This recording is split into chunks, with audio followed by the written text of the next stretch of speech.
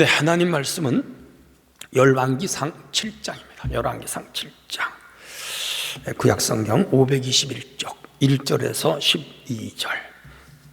제가 읽습니다. 솔로몬이 자기의 왕궁을 13년 동안 건축하여 전부를 준공하니라. 그가 레바논 나무를 왕궁으로 지었으니 길이가 100규빗이요 너비가 50규빗이요 높이가 30규빗이라. 백향목 기둥이 4줄이요 기둥 위에 백향목 들보가 있으며 기둥 위에 있는 들보 45개를 백향목으로 덮었는데 들보 한 줄에 15이요 또 창틀이 3줄로 있는데 창과 창이 3층으로 서로 마주대하였고 모든 문과 문설주를 다 큰 나무로 네모지게 만들었는데 창과 창이 3층으로 서로 마주대하였으며 또 기둥을 세워 주랑을 지었으니 길이가 50규빗이요 너비가 30규빗이며 또 기둥 앞에 한 주랑이 있고 또 그 앞에 기둥과 섬돌이 있으며 또 심판하기 위하여 보좌와 주랑 곧 재판하는 주랑을 짓고 온 마루를 백향목으로 덮었고 솔로몬이 거처할 왕궁은 그 주랑 뒤에 다른 뜰에 있으니 그 양식이 동일하여 솔로몬이 또 그가 장가든 바로의 딸을 위하여 집을 지었는데 이 주랑과 같더라. 이 집들은 안팎을 모두 귀하고 다듬은 돌로 지었으니 그 크기대로 톱으로 켠 것이라. 그 초석의 처막까지와 외면에서 큰 뜰에 이르기까지 다 그러하니 초석은 귀하고 큰 돌 곧 10규빗 되는 돌과 8규빗 되는 돌이라. 그 위에 크기대로 다듬은 귀한 돌도 있고 백향목도 있으며 또 큰 뜰 주위에 있는 다듬은 돌 3켜와 백향목 두꺼운 판자 1켜를 놓았으니 마치 여호와의 성전 뜰과 주랑에 놓은 것 같더라. 아멘. 네, 성도 여러분 평안하시죠? 오늘도 벌써 11월 마지막 주일입니다. 이달을 잘 정리하시고 이제 한 달 남은 12월을 잘 맞이하실 뿐 아니라 또 올해를 잘 보내고 2023년을 힘차게 맞이할 준비하는 성도들 가정이 되었으면 좋겠습니다. 오늘은 백향목 같은 사람이라는 주제로 말씀을 증거하는데 큰 은혜 임하시기를 바랍니다. 구약 성경에 나오는 나무의 종류가 많이 있는데 그 중에 백향목이라고 있어요. 백향목은 레바논 산맥 가운데서도 눈 덮인 해발 2000m 이상 되는 곳에서 자라는 레바논 산목, 삼나무로 그래요. 원어는 세드러스 리반이라고 하는데 우리나라 소나무과에 속합니다. 구약 성경에 백향목은 수십 회 등장을 하고요. 모세가 피부염 환자를 치료할 때 백향목을 가져오게 했어요. 레위기 14장에 보면 나와요. 솔로몬이 성전을 건축할 때 이 레바논 백향목을 수입해 왔어요. 왕궁을 지을 때도 레바논 백향목을 수입하다가 지었습니다. 열왕기상 7장 2절 여기 오늘 또 9장 11절 쭉 나옵니다. 유대인들이 바벨론에 포로 잡혀갔다가 70년 포로살이하고 돌아와서 제2성전인 수르바벨을 재건할 때도 이 레바논에 백향목을 가져다가 다시 지었어요. 성경에 백향목의 용어가 많이 등장을 해요. 다양하게 서술됐습니다. 주택의 대들보를 사용했고 가마의 재료, 환자를 정결하게 하는 의식에도 사용됐습니다. 백향목은 나뭇결이 곱고 단단하고 기상이 아름답고 그래서 이걸 많이 썼어요. 그리고 내구성이 아주 좋아요. 이스라엘의 번영과 의인의 번영 그리고 이런 것으로 상징할 뿐 아니라 또 교만과 사치를 상징할 때도 이 레바논의 백향목 잘생겼거든요. 아름답거든요. 우리나라 주목처럼 생기기도 했어요. 레바논 그 백향목은 높이가 40m까지 자라고 둘레는 2.5m까지 자란 아주 우리나라의 백송이라든지 흑송이라든지 적송이라든지 이런 나무하고 비슷합니다. 성경의 백향목에는 그 가지가 아름답고 그늘도 숲의 그늘과 같다. 그 나무의 키가 크고 그 꼭대기는 구름 속으로 뻗어 올랐다. 에스겔 31장 3절 아주 극찬하고 있습니다. 백향목은 숲 위에 송진을 놓는데 송진의 향기 굉장히 아름답습니다. 냄새가 향기가 좋아요. 그래서 백향목 향이라고 아가서 4장 11절에 말씀하고 있죠. 송진에는 방부제, 방충제가 함유되어 있어서 고대 로마에서는 종이에 백향목 송지를 발라놓으면 이 조미라든지 벌레들이 먹질 못했다고 그래요. 이런 특성 때문에 오랜 기간 썩지 않고 고급 목재로 사용됐던 것이 이 레바논의 백향목 백향목입니다. 성전, 솔로몬 성전이 베네치아의 바다 밑 침목에 주로 이 레바논 백향목이 많이 로마로도 수출이 됐다고 그럽니다. 일본에는 삼나무, 한국에는 소나무, 레바논에는 백향목, 뭐 그렇게 보시면 될 것 같습니다. 이 성경에서는 이 백향목을 변함없는 하나님의 그 성품, 신성을 상징하고 또 믿는 성도들의 그 변함없는 믿음, 영성, 품성, 인성을 빗대기도 합니다. 오늘은 그래서 백향목 같은 사람, 제가 참 목회를 했는데 이 백향목 가지고 설교하기는 이번이 처음이 아닐까 그렇게 생각을 합니다. 오늘 같이 은혜 받는 시간 되기를 바랍니다. 자, 그러면 백향목 같은 사람은 어떤 사람인가? 첫 번째 주제로 들어갑니다. 굵고 또 곧게 자란 것을 의미합니다. 2절이에요. 그가 레바논 나무로 왕궁을 지었으니 길이가 100규빗이요 너비가 50규빗이요 높이가 30규빗이라 백향목 기둥이 4줄이요 기둥 위에 백향목 들보가 있었다. 그러니까 지금 왕궁을 짓는데 쫙 경복궁 연상하시면 돼요. 그런 기둥을 다 백향목으로 썼어요. 굵은 기둥, 단단한 기둥, 아름답게 다듬은 그걸로 왕궁을 지었어요. 그 레바논에서 가져온 거라. 굵고 곧게 잘 자란 나무만 베어다가 옹이가 없는 그런 나무로 지었단 말이죠. 그리고 그 또 석가래, 옛날 고전집들은 다 석가래가 있잖아요. 그것도 이 백향목으로 만들었단 말이죠. 그래서 우리나라 경복궁이나 창경궁이나 덕수궁 다 옛날 고대 집들은 석가래 또 이 기둥 소나무로 지었죠. 우리나라 경복궁은 태조 4년 1395년 건축됐고요 1592년에 임진왜란이 일어났잖아요. 다 소실됐어요. 그래서 전쟁이 끝난 후에 흥선대원군이 1868년에 경복궁, 오늘의 경복궁을 다시 재건했잖아요. 연인원 3,700명을 동원해서 그 궁전을 지었다고 합니다. 이때서야 사용된 소나무하고 전나무인데 어디서 온지 아시죠? 강원도 영월하고 정선에서 왔어요. 그 동강으로 띄워가지고 그 물을 타고 남한강으로 와서 저 양수리에서 와가지고 다시 팔당으로 걸쳐서 저 뚝섬으로 내려와가지고 이쪽이 어디죠? 용산, 마포, 나루 이쪽에서 뗏목을 걸려온져가지고 그 사대문 안으로 빼어갔죠. 마차로 끌어갔죠. 고대 그렇게 운송을 했습니다. 근데 지금도 그 강원도 영월 정선 가면 굉장히 소나무가 아름다워 울창하고 참 우거지고 가을에는 그 뭐지요? 송이가 많이 나고 그리고 그 속에 들어가면 그 치톤 피드라는 게 나와가지고 참 일광욕에도 좋고 사람 몸에 좋아요. 그래서 거기는 적송이라든지 백송이라든지 흑송이라든지 뭐 그냥 하늘을 찌르듯이 자랐죠. 그런 걸 보면 야 사람도 저렇게 자라야 되는데 사람도 저렇게 자라야 되는데 그렇게 말하죠.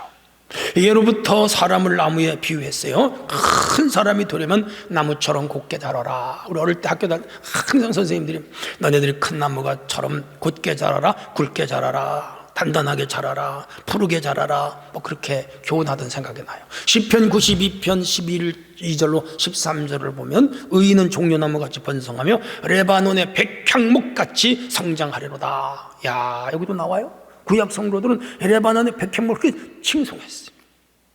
이는 여호와의 집에 숨겼으며 우리 하나님의 뜰 안에서 번성하리로다. 그러니까 의인을 백향목에 비유하는 거예요. 여기서 의인은 하나님을 믿는 믿음의 의도 말하지만 도덕적, 양심적으로 깨끗하게 사는 사람. 이런 사람은 성장하고 번성하는데 레바논의 백향목처럼 번성한다. 집을 짓는데 나무가 휘었거나 꾸불꾸불하면 제목으로 못 쓰죠. 그냥 땔감으로 쓰죠. 꼿꼿하고 굳게 자라고 굵게 자라면 제목이 되죠. 사도 요한은 빌라델비아 교회에 대한 환상을 볼 때 예수께서 그 빌라델비아 교회를 하늘 성전의 기둥이 되게 하겠다. 기둥은 곧고 탄탄하고 그리고 굵게 자란 것만 기둥이 되죠. 가느다란 거 기둥하게 지금 무너지죠. 굵고 단단해야 기둥이 될 수 있죠. 이 굵고 단단하다는 의미는 뭐죠? 일반론적으로는 정직하고 진실한 사람, 우리 신앙 안에서는 믿음이 깊은 사람, 충성심을 가진 사람, 하나님 앞에 신실한 사람을 바로 굵고 곧은 나무와 같다고 말하죠. 욕심에 끌리거나 사욕에 사로잡힌 사람은 귀한 제목이 될 수가 없죠. 신앙생활하는 성도들이 신실해야 돼요. 정직해야 돼요. 그리고 무엇보다도 믿음이 있어야 돼요. 하나님만 의지해야 돼요. 이런 사람은 거짓되지 않고 남을 속이지 않아요. 참으로 믿음을 가진 사람이죠. 도산 안창호 선생님 아시죠? 민족의 지도자. 거짓이 많은 국민으로 망하지 않은 나라가 없으며 거짓이 많은데 부흥된 국가는 없다. 이 나라가 건강하고 부흥하고 잘 되려면 국민이 정직성을 가져야 된다. 뭐 이쳤어요. 톨스토이는 모른다는 것은 별로 부끄러워할 것이 아닌 동시에 또한 해로운 것도 아니다. 무엇이나 다 안 된다고 하는 것은 누구에게나 가능한 것은 아니다. 다만 자기가 알지도 못하는 일을 아는 척하는 것, 이것을 두려워해야 한다. 이건 해로운 일이다. 이게 뭐예요? 거짓된 걸 말하죠. 거짓된 성품. 모르면서 아는 척, 알면서 모르는 척, 그런 거짓말이잖아요. 이 말의 의미는요, 진실하지 않은 국민성, 진실하지 않은 속성의 사람은 안 된다는 거죠. 국가도 안 되고 개인도 안 된다는 거죠. 교회도 물론 안 되겠죠. 시편 84편 11절을 보면 여호와께서 정직히 행하는 자에게 좋은 것을 아끼지 아니하신다. 놀랍죠? 십계명에 내 이웃에 대하여 거짓 증거하지 말라. 출애굽기 20장 16절. 우리 사랑하는 성도 여러분, 신실하셔야 돼요. 진실하셔야 돼요. 정직하셔야 돼요. 오직 믿음으로 살아야 돼요. 하나님 말씀 앞에 확고히 서야 돼요. 이렇게 굵고 단단하게 자라야 돼. 우리 전래동화 아시죠? 옛날부터 내려오던 이야기. 한 나무꾼이 연못가에서 나무를 하다가 그만 이 도끼가 날이 이게 자루에서 빠져가지고 그 못에 빠져버렸어. 아이 가난한 집이야. 그 도끼가 없으면 나무도 못해. 도끼가 없으면 나무를 만들어 팔 수도 없어. 난감했어. 근데 그 깊은 연못에 어떻게 가서 그 도끼를 꺼내오겠어? 이 가난한 나무꾼은 이 못가에서 한턱가마 울고 있었어. 울고 있었어. 근데 그 산을 지키는 신령이 딱 뿅 하고 나타났어. 왜 우느냐? 그래서 이러이러하여 도끼를 잊어버려서 옵니다. 그랬더니 이 신령이 뿅 하고 물속에 들어갔어요. 한참 만에 올라왔어. 번쩍번쩍 햇빛에 빛나는 금도끼를 가지고 올라온 거라. 이 도끼가 내 거냐? 그랬어요. 그랬더니 이 정직하고 진실한 가난한 나무꾼은 아니에요, 내 거가 아니에요 그랬어요. 그래서 이 신령은 그 도끼를 못 옆에 놔두고 또 들어갔어요. 한참 만에 나왔어. 이번에는 하얀 빛이 나는 은도끼를 가지고 나왔어. 이 도끼가 내 것이냐? 그렇게 물었어. 그랬더니 이 정직하고 그리고 착한 그런데 가난한 나무꾼은 아니에요, 내 거가 아니에요 그랬어요. 혹시 나 같으면 그 금도끼 내 거라 그랬을지 몰라. 아니면 은도끼 내 거라고 그랬을지 몰라. 그런데 이 나무꾼은 아니라고 그랬어요. 그러자 신령은 도끼를 밖에 놔두고 다시 연못으로 깊이 들어갔어. 한참 만에 이 신령이 올라오는데 이 나무꾼이 이 잃어버린 그 도끼를 가지고 올라왔어. 쇠로 만든 도끼야. 이 도끼가 내 것이냐? 물었어요. 이 나무꾼은 반가워하면서 맞아요, 그 도끼가 내 도끼예요. 그랬더니 이 신령이 감탄을 했어. 이 금도끼도 내 것이 아니고 은도끼도 내 것이 아니라고 하는구나. 이 금도끼와 은도끼를 팔면 돈이 산더미처럼 쌓일 텐데 그거 아니라고 하니 너는 진짜 정직하구나. 너는 진짜 진실하구나. 너는 진짜 착하구나. 그러면서 이 신령이 이 나무꾼에게 금도끼와 은도끼를 주면서 이 쇠도끼도 같이 줬다. 그래서 이 나무꾼은 횡자 맞았다. 팔자곤 쳤다. 뭐 그런 얘기잖아요. 당시 사람들이 얼마나 거짓되게 살았으면 이런 풍자적인 얘기가 나왔겠어요. 실제로 그런 일이 어떻게 있겠어요? 지어낸 얘기죠. 뭐를 교훈하는 거예요? 그 시대 어린 아이 때부터 정직하게 살아야 복을 받는다. 진실하게 살아야 복을 받는다. 거짓 없이 살아야 복을 받는다. 뭐 그런 거 가르친 거 아니에요? 그렇죠?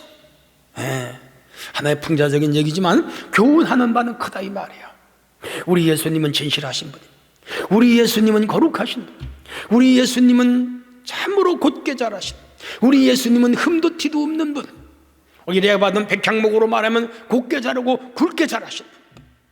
그래서 인류의 구세주가 됐고 만 인류가 추앙하는 인물이 되었죠. 구약의 레바논의 백향목은 우리 예수님의 성품을 은유한다, 환유한다, 직유한다, 그렇게 볼 수가 있는 거지요. 비유하는 거죠. 사랑하는 성도 여러분, 우리 이 레바논의 백향목처럼 굵고 곧게, 즉 정직하고 진실하고 참 믿음으로 사는 우리 주님 닮은 성도가 돼야 되겠습니다. 그렇게 되라고 오늘 레바논 백향목을 우리에게 교훈하고 있습니다. 자, 그렇다면 레바논 백향목이 주는 교훈은 또 무엇일까요? 두 번째 주제입니다. 사철 푸르릅니다. 백향목은 위에서 언급했듯이 상록수예요. 침엽수. 물론 침엽수 중에도 상록수가 있고 비상록수가 있죠. 메타스카이어라는 나무는 상록수도 있고 비상록수도 있는데요. 가로수 주로 보면 요새 낙엽이 들었어요. 그건 침엽수인데도 활엽수와 비슷해요. 대개의 이 백향목은요, 우리나라 소나무, 전나무, 가문비나무, 이런 또 주목나무는 사철 푸르죠.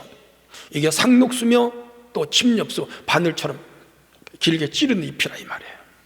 변하지 않아요. 시편 92편 12절로 15절을 보면 의는 종려나무같이 번성한다. 레바논의 백향목같이 발육한다. 여호와의 집에 숨겼다. 그렇게 말씀을 합니다.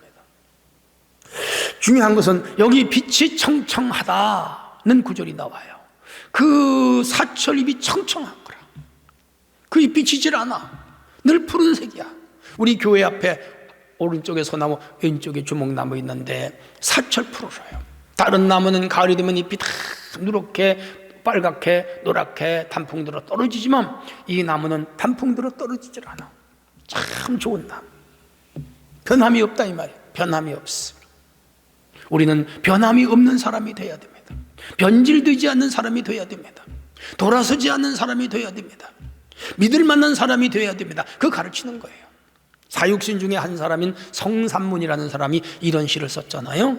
이 몸이 죽어서 무엇이 들고 하니 복내산 제일봉에 낙낙장성되었다가 백설이 만곤건하면 할제 독야 청청하리라. 유명한 시조잖아요. 자신이 모시던 임금 담군에 대한 절의가라고 할까요? 충의가, 충성가, 뭐 그런 노래예요. 단종의 보규를 규하다시피 죽임을 당할 때 전 임금, 자기가 섬기던 그 16살짜리 단종 임금에 대한 신하로서의 자신의 충성심을 나타낸 시라고 말할 수 있죠. 단종을 죽인 세조가 세상을 다스린다고 해도 자신은 남산에 있는, 아니 저 금강산, 복내산이죠. 금강산 복내산이라고도 하는데 거기에 있는 낙낙장선처럼 끝까지 나는 단종 한 분만 섬기겠다.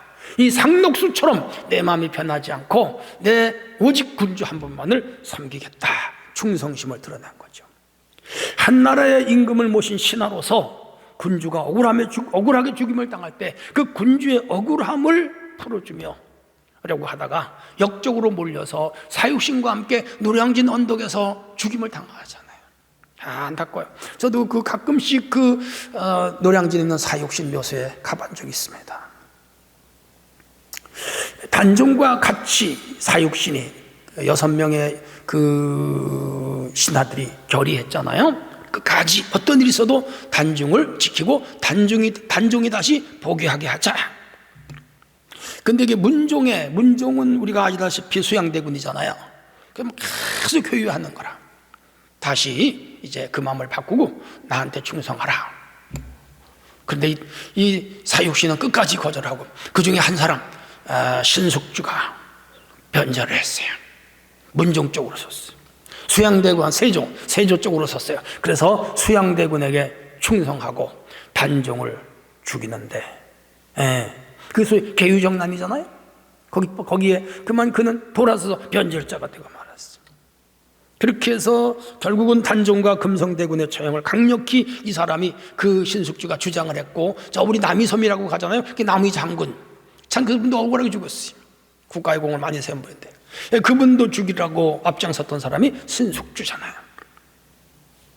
그렇게 해서 그는 출세했어요. 높은 자리 정승 다 해먹었어요. 자기 친구들 배신하고 동문수학 한 친구 다 배신해서 다 사람 죽었는데 혼자 살았죠. 근데 그도 훗날 죽었죠. 그래서 사람들은 그가 죽은 후에 모든 신하들과 백성들과 도학자들은 이 신숙주를 정죄했어요. 비판했습니다. 그의 변절을 이 녹두나물이 하루만이면 쉬잖아요. 잘 쉰다. 그래서 녹두나물을 숙주나물로 해라. 그래서 숙주나물이 바로 변절자 신숙주를 의미하는 거죠. 배신자죠. 그는 개인적으로 재학이 있는 사람이에요. 그리고 능력 있는 사람이에요. 그런데 세상이 되었지만은 자기의 이익을 쫓아 신의를 저버린 사람. 사람들은 그를 손가락질해요. 지금도 아마 영원히 숙주나물 있는 한 이 신숙주는 놀림거리가 될 겁니다. 사드락과 메삭과 아벳느고는 그 바벨론의 포로 뛰어갔죠. 어린 나이에 잡혀갔어요. 바벨론 신상에게 절하고 바벨론 음식을 먹으라고 회유하고 설득하지만 이들은 안 먹어. 왜? 율법을 지켜야 되니까. 우리를 죽인다고 해도 7배로 뜨거운 풀무불에 들어간다고 해도 우리 안 먹겠다 해. 죽음을 각오한 거죠. 우리가 그곳에 들어간다 하더라도 하면 살리실 것이다. 만약에 하나님이 우리를 살리지 아니한다 할지라도, 즉 그리 아니하실지라도 우리는 율법이 금하는 건 못 먹겠다. 참 대단한 절개, 대단한 신앙이잖아요. 하나님이 그들을 그 풀무불에서 살려내잖아요. 이게 믿음이라고요. 그야말로 사철 푸른 백향목 같은 사람들이죠. 현대인들은 이익에 따라 쉽게 생각을 바꿔요. 행동을 바꿔요. 믿음과 신의도 바꾸고 신조와 종교도 바꾸고 가치관도 바꾸고 사상도 바꾸고 돈이 되거나 이익이 된다면 영혼까지도 팔아먹는 자들, 현대인들입니다. 이런 사람을 사람이라고 말하기는 곤란하겠죠. 세상이 변해도 변하지 말아야 할 것이 있습니다. 사랑이 변하지 말아야, 우정이 변하지 말아야 됩니다. 초심, 약속, 효성, 애국심 다 변하지 말아야 됩니다. 하나님을 사랑하는 마음, 내 교회를 아끼고 사랑하는 마음, 이런 거 막 변하면 안 되는 거예요. 그리고 우리의 신앙 고백이 변해도 안 됩니다. 무신론, 불가지론으로 돌아가도 안 됩니다. 우리는 애굽으로 돌아가면 안 되죠. 과거로 돌아가면 안 되죠. 세상으로 돌아가면 안 되죠. 오직 여호와 하나님을 향해서만 나가는 성도가 돼야지. 이게 레바논의 백향목같이 푸른 신앙, 절개를 갖춘 신앙. 오늘 우리 모두가 이런 신앙을 소유해야 됩니다. 이는 마치 개가 토한 것으로 돌아가는 것과 같은 자들이죠. 우리가 사람으로서 개가 토한 것으로 다시가 먹듯이 그래서는 안 되잖아요. 어떤 상황에서도 믿음을 지키고 우의를 지키고 우정을 지키고 약속을 지키고 가치관을 지키고 신의를 지키고 그리고 애국심을 지키고 믿음을 지키는 성도들이 돼야 되겠습니다. 우리 주님처럼 하나님의 뜻을 받들어 이 땅에 오셔서 십자가를 짓고 죽기까지 그 약속한 구속의 언약을 지키시고 하나님 앞에 자기가 행하리를 목숨 바쳐 이루어내는 주님의 그 아름다운 모습을 담는 우리 모든 성도가 되어야 될 줄로 믿습니다.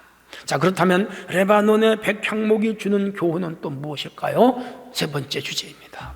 향기가 아름다워요. 백향목은 향나무입니다.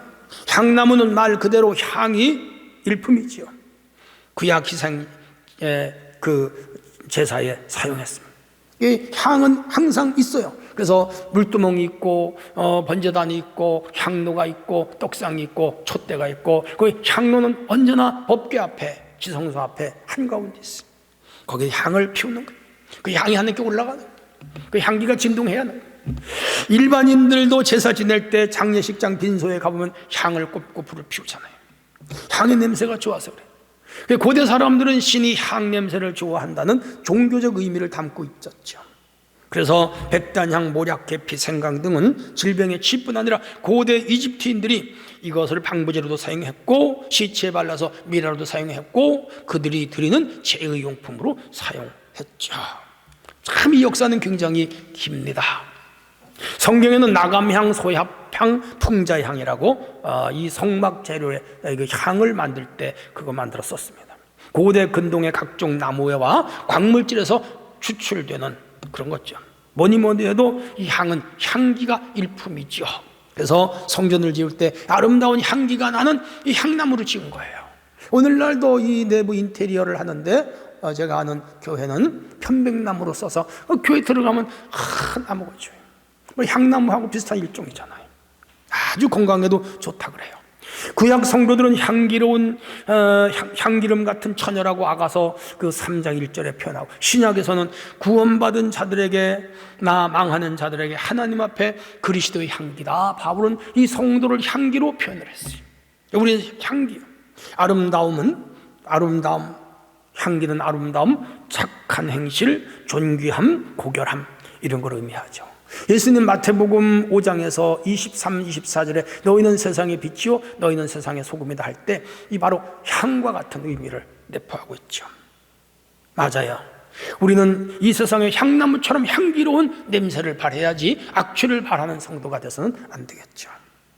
악취가 나면 사람들은 코를 틀어막잖아요. 손수건으로 막잖아요.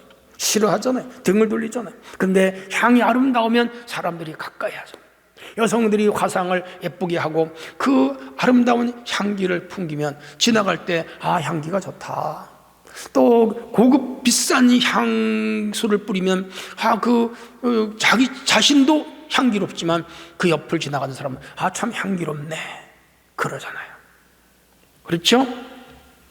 이 사람도 이 향수처럼 혹은 이 백향목에서 나는 향기처럼 아름다운 향기를 날리면 사람들이 좋아하죠. 사람들이 모여오죠. 사람들이 칭송하죠.